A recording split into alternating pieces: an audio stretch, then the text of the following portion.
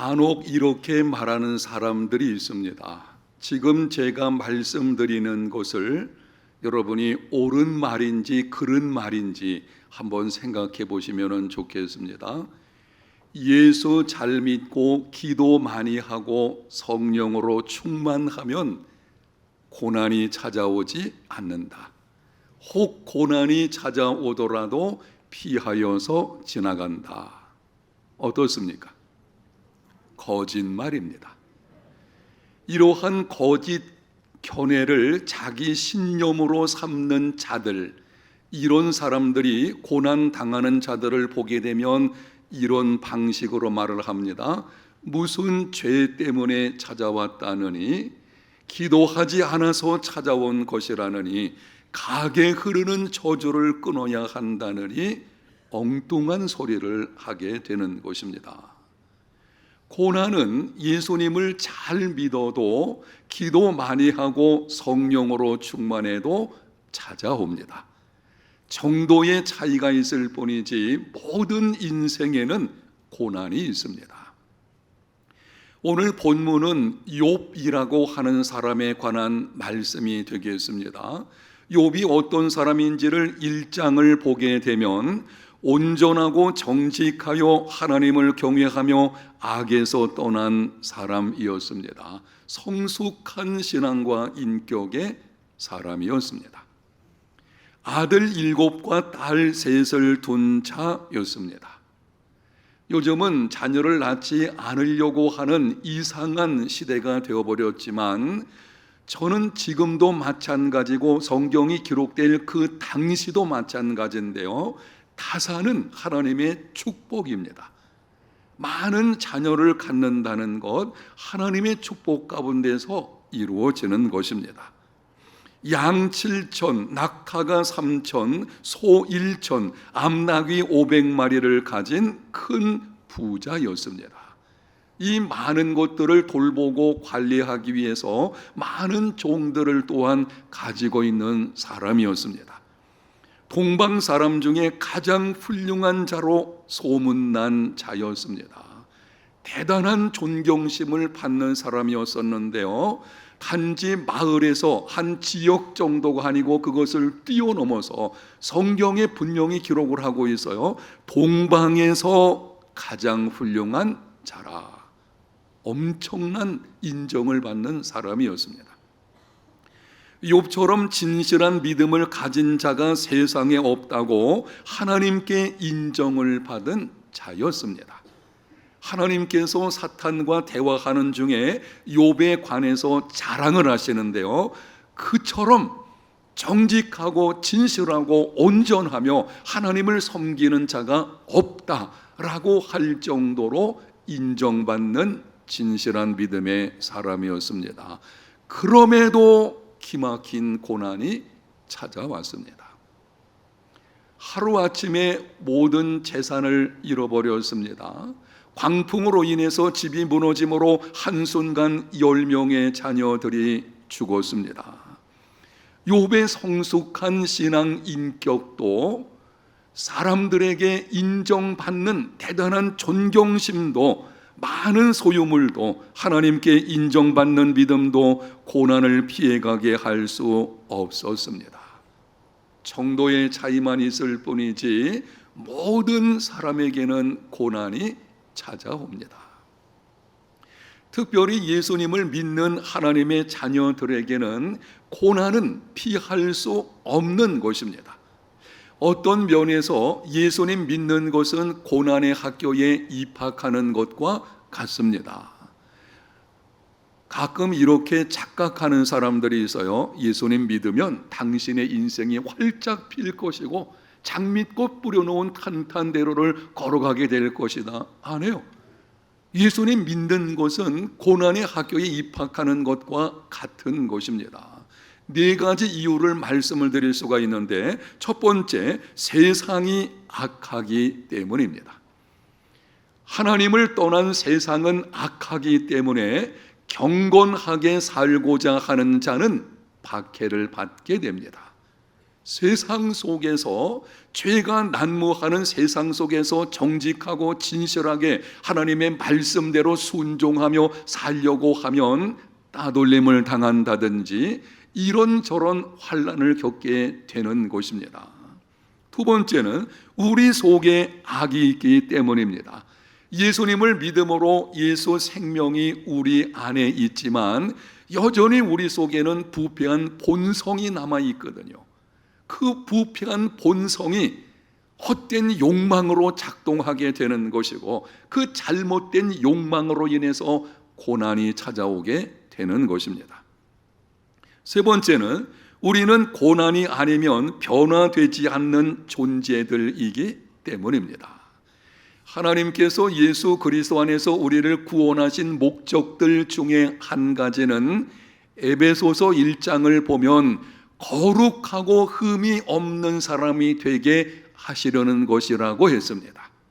거룩한 하나님의 사람이 되게 하시려고 우리를 구원하신 것입니다. 그런데 우리는 고난이 아니면 거룩한 사람으로 변화되지 않는 존재들이거든요. 하나님이 알고 계셔요. 고난이 없으면 도무지 변화되지 않는 자, 그게 바로 예수 믿는 우리들이거든요. 그래서 하나님은 당신의 백성들을 거룩한 사람으로 만들어 가시기 위해서 때로 고난을 주시는 것입니다. 네 번째는 하나님은 은혜를 주실 때 교만하지 않도록 고난도 함께 주십니다. 하나님께서 우리 삶의 은혜 위에 은혜를 더하실 때에는 고난도 함께 주시는 것을 보게 됩니다. 늘 하나님의 은혜 가운데 아무 일도 없이 평안하게 살게 되면 교만할 수밖에 없는 것이 우리의 모습이거든요. 그래서 하나님은 고난도 함께 주시는 것입니다. 사도 바울의 경우가 그렇습니다. 하나님께서 바울에게 엄청난 은사들과 그리고 그를 통해서 위대한 일들을 이루어내셨습니다. 교만할 수 있거든요. 하나님은 육체의 가시를 주셔서 겸손케 하시고 겸손함을 통해서 더 큰 은혜를 베풀어 주시는 것을 보게 됩니다.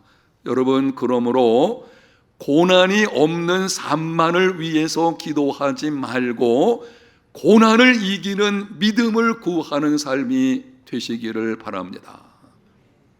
평안한 삶을 위해서 기도하실 때에 마땅히 우리는 평안을 구해야 될 것입니다. 그것만 기도하지 말고 고난을 이기는 사람이 되게 하여 주시옵소서라고 기도하는 믿음이 되어야 합니다. 고난을 이기는 믿음의 사람이 되려면 어떻게 해야 합니까?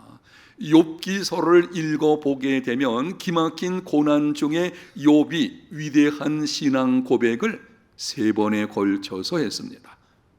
여러분에게 욥이 고난 중에 한 위대한 신앙 고백 3가지, 그 중에서 오늘은 2가지만 말씀을 드리고 다음 주일에 3번째 신앙 고백을 말씀을 드리게 될 것입니다. 말씀을 듣는 중에 고난을 이기는 믿음의 사람이 되시기를 예수님 이름으로 축복합니다. 욥의 첫 번째 위대한 신앙 고백은 본문 21절입니다. 이르되 내가 모태에서 알몸으로 나와 싸운즉 또한 알몸이 그리로 돌아가올지라. 주신 이도 여호와시요 거두신 이도 여호와시오니 여호와의 이름이 찬송을 받으실지니이다 하고, 기막힌 고난이 찾아왔을 때에 심지어 10명의 자녀를 한꺼번에 잃어버린다. 부모가 죽으면 산에 묻지만 자식이 죽으면 어디 묻는다고요? 가슴에. 그거는 말로 할 수 없는 아픔인 것입니다. 그 기막힌 아픔 중에서 욥의 입에서 위대한 신앙 고백이 나오게 되었는데요, 바로 이 말씀인 것입니다. 마지막 부분을 보십시오. 여호와의 이름이 찬송을 받으실지니이다. 고난을 이기는 믿음이 무엇인지를 보여주는 고백입니다.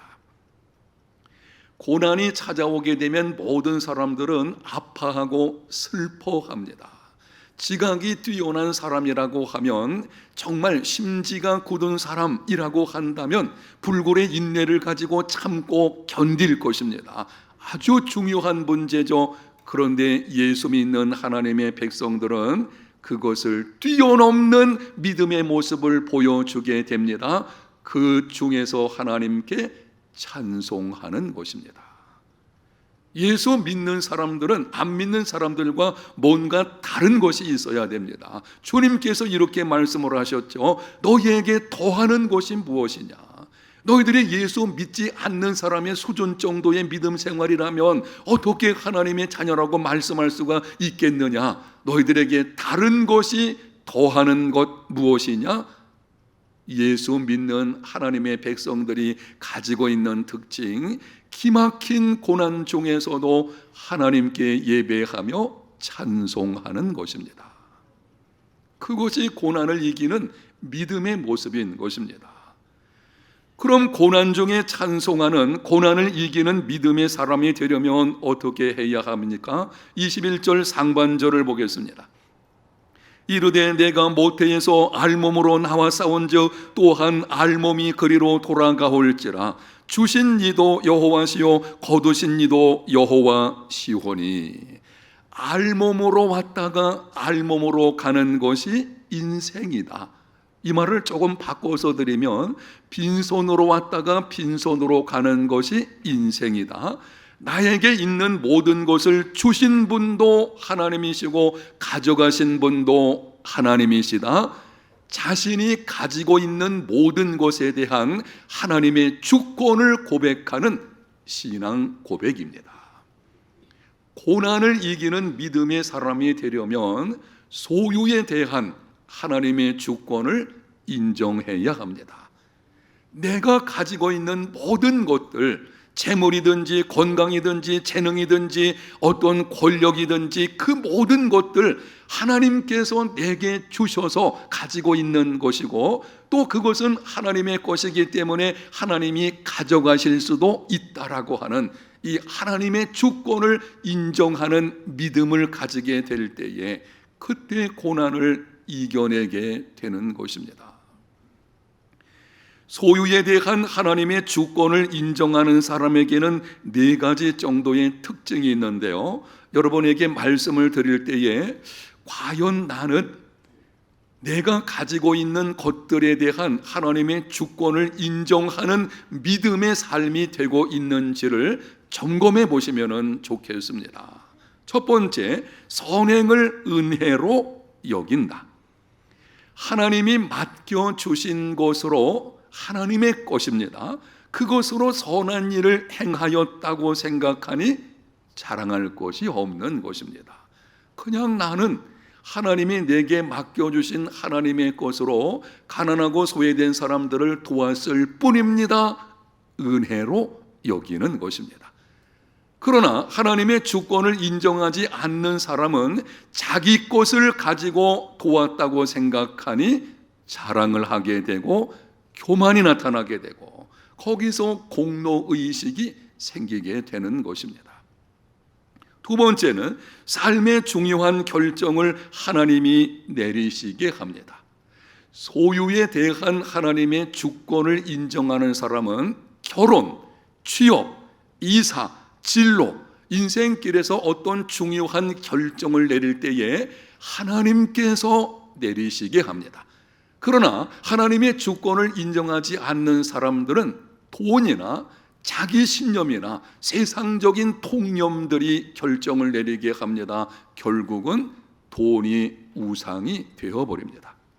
세 번째, 재물을 사명으로 안다. 하나님께서 나를 통해 하실 일이 있어서 재물을 주셨다고 생각합니다. 재물을 잃어버리게 되면 책임을 더는 것으로 여깁니다. 유명한 요한 웨슬레가 한 번은 자기 집에 불이 탔다는 소식을 듣게 되었습니다. 아마 멀리 떨어져 있다가 소식을 듣게 된 것입니다. 당신 집이 다 타버렸습니다. 그때 요한 웨슬레가 이렇게 말을 했다고 합니다.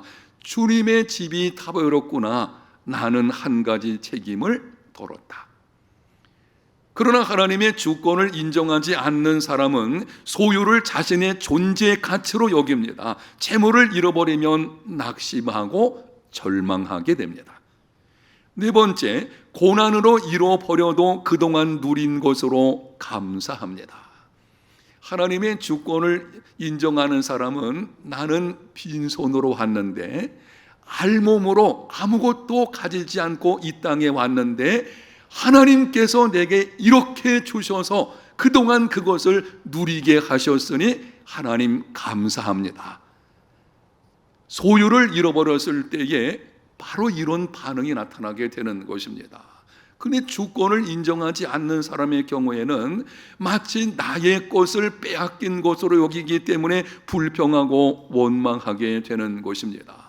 사랑하는 여러분, 그러므로 소유에 대한 하나님의 주권을 인정할 때 고난을 이기는 믿음의 사람이 될 수 있습니다.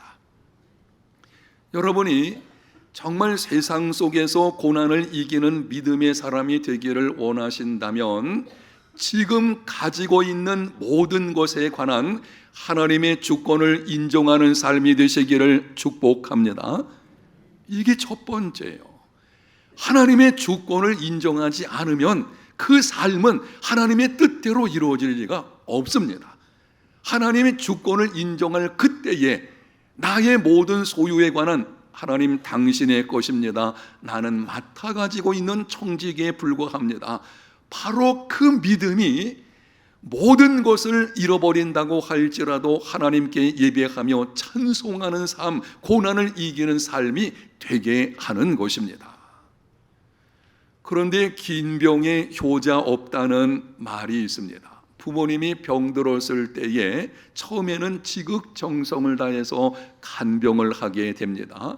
그런데 쉽게 낫지 않고 이 병이 오랫동안 가게 되어지면 몸과 마음이 지치게 될 것이고 가지고 있는 재물도 점점 사라지게 되고 이때는 이런 생각이 들게 됩니다. 언제까지 내가 이렇게 해야 하나? 간병이 소홀해지게 되고요. 때로는 차라리 부모님이 좀 일찍 돌아가시는 것이 낫지 않나. 물론 진정한 효도는 그런 마음이 없겠지만 그게 인간입니다. 여러분, 사람이 그렇습니다. 내가 병이 들 때도 마찬가지죠. 처음에 병이 찾아왔을 때는 정말 온 힘을 다해서 그 병에서 일어나기를 힘쓸 것입니다. 그런데 낫지 않고 오랫동안 지속되고 고통이 있다 보게 되면 이런 마음이 들게 되죠. 차라리 죽는 것이 낫겠다. 이게 연약한 인간의 모습입니다. 욥의 경우도 마찬가지입니다. 고난이 찾아왔을 때에 기막힌 고난이지만 처음에 하나님께 예배하고 하나님을 찬송했습니다. 그러나 고난이 심해지고 길어짐에 따라서 마음이 흔들리기를 시작했습니다. 설상가상으로 온 몸에 종기가 났습니다. 이 피부병의 일종인데요, 이 상피병이라고 일설에 의하면은 피부암이 가깝다 이렇게 말을 하기도 합니다. 머리끝에서 발끝까지 전신에 이 종기가 나게 된 것입니다. 더구나 아내는 자신에게 핀잔을 하고 위로하기 위해서 찾아온 친구들은 위로해 주기는커녕 오히려 더욱 힘들게 만드는 것입니다. 이렇게 고난이 심해지고 길어지게 되자 욥은 견딜 수 없는 고통으로 자기 생일을 저주했습니다. 차라리 내가 태어나지 않았을 뻔한 것이 좋았을 것인데, 내가 왜 어머니 뱃속에서 나올 때에 죽어 나올 것인데 왜 살아가지고 이 고난을 당하게 되었나? 급기야는 하나님께 항변을 합니다. 욥기 7장 20절에서 21절 상반절입니다. 사람을 감찰하시는 이여, 내가 범죄하였던들 주께 무슨 해가 되오리이까? 어찌하여 나를 당신의 관역으로 삼으셔서 내게 무거운 짐이 되게 하셨나이까? 주께서 어찌하여 내 허물을 사하여 주지 아니하시며? 욥이 탄식하는 말을 들어보십시오. 어찌하여 나에게, 주께서 어찌하여 무슨 이유로 나를 관역으로 삼으셔가지고 고난의 화살을 쏘아대느냐고 묻는 것입니다. 아무리 생각해 보아도 내가 이런 고난을 당할 만한 이유가 없다는 것입니다. 물론 욥도 사람이기 때문에 죄가 없는 것은 아닙니다. 그러나 이런 기막힌 고난을 당할 만한 특별한 죄가 있는 것이 아니어서요. 이유를 알지 못하니까는 더 억울하고 더 분하고 왠지 모르게 화가 나는 것입니다. 그래서 하나님께 따지는 것입니다. 어째서 나에게 이렇게 하시는 것입니까? 내가 혹 죄가 있다고 한들 하나님이 나를 이렇게 다루신다고 해서 무슨 유익이 있겠습니까? 하나님께 항변하는 욥의 모습을 보게 되는데요, 여러분, 이것이 인간의 연약함인 것입니다. 하나님께 인정받는 믿음의 사람, 이 진실한 믿음의 사람 욥도 고난이 심해지니 절망과 분노를 터뜨릴 수밖에 없었다고 하는 것입니다. 그러므로 우리는 인간의 연약함을 이해할 줄 알아야 합니다. 고난 중에 낭망하는 사람을 찾아가서 왜 그렇게 믿음이 없나? 그렇게 말하지 마십시오. 신실한 믿음의 사람도 기막힌 고난이 계속되어 보세요. 탄식할 수밖에 없는 것입니다. 그게 우리의 진정한 모습이 아닌가요? 여러분이 다른 사람과의 인간관계 속에서 그 사람의 연약함도 볼 수 있는, 그리고 다가갈 때에 정말 주님의 마음으로 다가갈 수 있는 이런 믿음의 삶이 되시기를 축복합니다. 제가 고등학교 때 있었던 일입니다. 한 번은 친한 친구 중 한 사람이 제게 말을 하기를, 나는 너와 대화를 하게 되면 기분이 좀 안 좋다. 너와 말하기 싫을 때도 있다. 그런 말을 들어본 적이 없었기 때문에 깜짝 놀라서 물었습니다. 왜? 무슨 이유 때문에 그러냐? 그 친구가 하는 말이, 너는 언제나 정답만 얘기하기 때문이다. 그 친구가 어떤 문제를 가지고 대화를 하려고 할 때, 그거 성경에 보니까 딱 성경 말씀으로 답을 줘버리는 것입니다. 더 이상 대화가 안 되는 것입니다. 처음에는 그 친구의 말이 이해가 안 됐어요. 아니, 정답을 말해 주었는데 그게 뭐가 문제가 되나? 그런데 가만히 생각해 보니 그 친구가 진정으로 원하는 것은 정답이 아니었어요. 자기가 가지고 있는 힘겨운 일을 알아주고 그 짐을 함께 나누기를 원했던 것입니다. 제가 그 이후에 다른 사람이 어려운 일 만나는 것을 볼 때에 어떻게 접근을 해야 되는가라고 하는 것을 깊이 생각을 하게 되었습니다. 여러분, 고난 당하는 사람에게 정답을 말해준다고 위로받는 것이 아닙니다. 낙심하지 마십시오. 맞죠? 예수 믿는 사람이 그렇게 낙심해가지고 어쩔 줄 몰라 하면 되겠습니까? 알고 있어요. 믿는 사람은 이런 상황에서도 어떻게 해야 되는지 알고 있습니다. 그런데 낙심이 되는 걸 어떻게 합니까? 공부 열심히 해야 되지. 알고 있죠. 공부 열심히 해야죠, 학생은. 그러나 알지만 공부가 안 되는 걸 어떻게 하겠습니까? 정답은 사람을 치유할 수 없습니다. 정답을 말하기 전에 상대방의 입장에 서서 한번 생각해 보고 그 짐을 함께 짊어질 수 있는 믿음의 사람이 되어야 합니다. 오늘 말씀을 듣는 여러분, 우리 해운대 제일교회 모든 성도들은 이러한 넉넉한 여유가 있는 하나님의 사람들이 되시기를 축복합니다. 다른 사람에게 접근할 때에 너무 정답만 말하는 이 정답맨, 이런 사람은 얄밉죠. 여러분, 안 그렇던가요? 맞는 말이요, 맞는 말인데 그게 좀 얄미운 것입니다. 우리가 이렇잖아요. 모르는 거 아니죠. 그거 다 알고 있는 게 사실은. 함께 짐을 나눠줄 수 있는, 다른 사람에게 가까이 다가가서 그 사람 입장에서 역지사지로 한번 다가갈 수 있는 이런 믿음의 사람, 저와 여러분이 다 되시기를 바랍니다. 여러분, 그런데 고난 중에 욥은 아파하며 하나님께 항변하면서도 하나님을 신뢰하는 믿음을 저버리지는 않았습니다. 절망감이 찾아왔을 때에 부르짖으면서도 하나님 앞에서 절규를 합니다. 항변하면서도 그 얼굴은 하나님을 향해서 있었습니다. 하나님을 신뢰하는 믿음으로 끝까지 인내했습니다. 무엇이 욥으로 그렇게 하게 한 것입니까? 고난이 길어지게 되면은요, 상황이 더욱더 악화되면은 믿음이 좋은 사람이라도 흔들릴 수 있잖아요. 그런데 욥은 그 상황 속에서도 끝까지 믿음을 지키는 것을 보게 됩니다.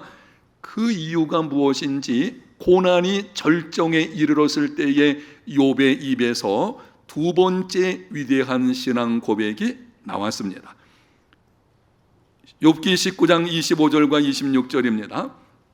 내가 알기에는 나의 대속자가 살아계시니 마침내 그가 땅 위에 서실 것이라. 내 가족이 벗김을 당한 뒤에도 내가 육체 밖에서 하나님을 보리라.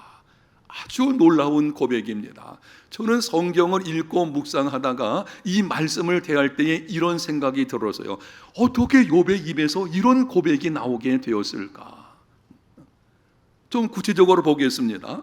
내가 알기에는 나의 대속자가 살아계시니, 나의 죄를 대속하심으로 죄와 죄의 비참에서 구원하실 자가 살아계신다는 것입니다. 지금 내가 당하는 도무지 이해할 수 없는 이 고난을 다 해결해 주실, 그 모든 것을 담당해 주시고 변호해 주실 대속자가 살아계신다고 하는 것입니다.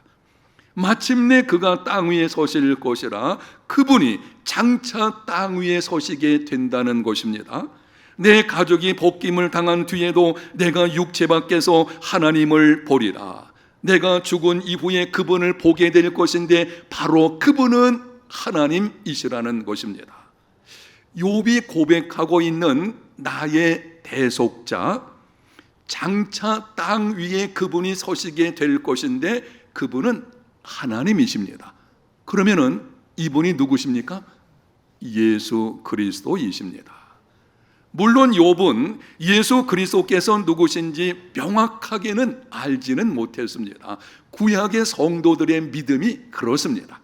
구약시대에 살았던 성도들은 장차 오실 메시아에 대한 소망을 가진 것뿐이지 그분이 구체적으로 어떤 분이신지는 잘 알지를 못해서요. 그런데 욥은 그럼에도 그 가운데서 이 고난 중에 분명한 고백을 하고 있는 것입니다. 그분이 살아계시다.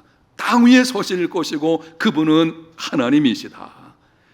욥이 고통과 절망에서 일어나 끝까지 인내하게 된 것은 장차 오실 대속자 예수 그리스도를 바라보았기 때문입니다. 사랑하는 성도 여러분, 오늘날 우리에게도 대속자가 있으십니다. 우리의 모든 죄를 대속하시고 승천하셔서 지금도 하나님의 우편에서 우리를 위해 간구하시는 대속자 예수 그리스도께서 계십니다.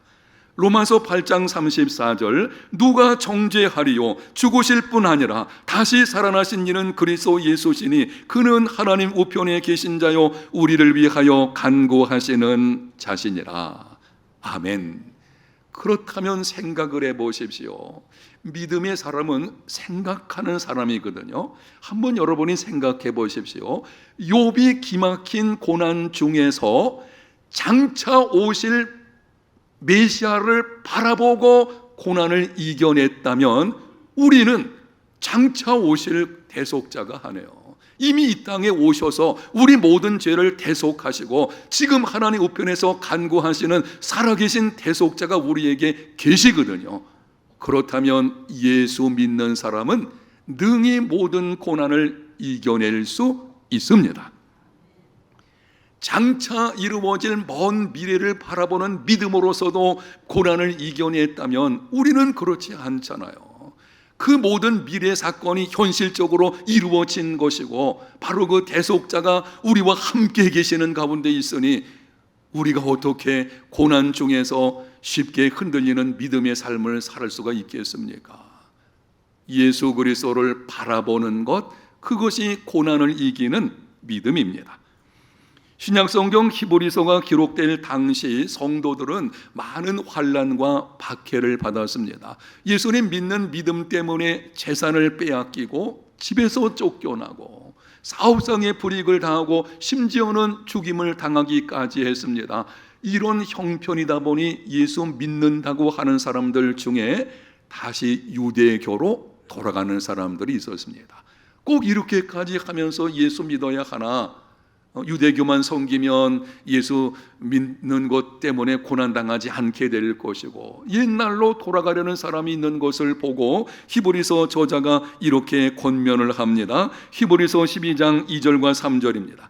믿음의 주요 또 온전하게 하시는 이인 예수를 바라보자. 그는 그 앞에 있는 기쁨을 위하여 십자가를 참으사 부끄러움을 개의치 아니하시더니 하나님 보좌 우편에 앉으셨느니라. 너희가 피곤하여 낙심하지 않기 위하여 죄인들이 이같이 자기에게 거역한 일을 참으신 일을 생각하라. 고난 중에 있는 성도들에게 강력하게 권고하는 것입니다. 예수를 바라보라. 그리고 예수님을 생각해 보라. 예수님을 바라보게 되면 그분은 믿음의 주요 온전하게 하시는 분이십니다. 예수님 바라보면 믿음이 생깁니다. 예수님을 생각하면 인내할 수 있습니다. 예수님께서 이미 우리가 당한 모든 환난과 고통을 다 겪으셨거든요. 우리의 모든 것을 그분은 알고 계십니다. 그리고 그분은 그 모든 것을 이겨내셨고, 나아가서 우리가 이 땅에 당하는 모든 비참을 예수님이 십자가상에서 대신 담당하셨습니다. 그러므로 예수님을 바라보게 되면 믿음이 생기게 되고요, 예수님을 깊이 생각하면 참을 수 있습니다. 인내하게 되어지고 바로 그때 고난을 이기는 삶이 이루어지게 되는 것입니다. 잃어버린 것에만 집착하지 마십시오. 내가 잃어버린 재산, 내가 잃어버린 건강, 내가 잃어버린 권세, 명예, 이런 것들만 생각하게 되면요, 고난에 삼키게 될 것이고 결국은 불평, 원망, 절망하는 삶이 될 수밖에 없을 것입니다. 그러나 기막힌 상황에서도 눈을, 이제는 방향을 바꿔야 돼요. 예수님 바라보는 삶이 되시기를 축복합니다. 한 번은 제가 어떤 문제로 인해서 마음이 아주 혼란스러웠습니다. 너무나 답답하기도 하고 잠을 잘 이루기도 힘들고, 그래서 그런 문제를 가지고 씨름하다가 새벽에 나와서 하나님께 기도를 했습니다. 하나님, 이거 내가 어떻게 해야 되는지. 그렇게 막 기도하는 중에 문득 이런 생각이 들어서요, 예수님께서도 똑같은 시험을 당하신 적이 있으시구나. 아니, 내가 당한 시험을 보니까 예수님도 당하셔서요. 그런데 주님께서 그것을 이겨내셨거든요. 이 사실을 아는 순간 제 마음속에 평안이 오면서 큰 위로가 오게 되었고, 용기를 얻게 되었고, 고난을 이기는 삶이 이루어지게 된 것입니다. 명심하십시오. 고난의 문제에 대한 해답은 예수 그리스도께 있습니다. 예수 그리스도, 그분에게 우리가 당하는 모든 고난에 대한 해답이 있다는 것을 기억하셔서 예수님 바라보고 예수님을 깊이 생각하는 중에 고난을 이기는 믿음의 사람, 저와 여러분이 다 되시기를 예수님 이름으로 축복합니다. 하나님 감사합니다. 오늘 고난을 이기는 믿음에 관해서 듣게 하셨사오니 성령님 도와주셔서 순종하게 하시고 그 가운데 고난을 이겨내는 하나님의 사람들 다 되게 하여 주시옵소서. 모든 것이 무너져 내리는 상황이라고 할지라도 그럼에도 여전히 우리와 함께 하시는, 우리의 모든 것을 담당하신 예수님을 바라보고 예수님을 깊이 생각하는 중에 믿음으로 이겨내는 하나님의 사람들, 우리 해운대 제일교회 성도들 다 되게 하여 주옵소서. 예수님 이름으로 기도합니다. 아멘.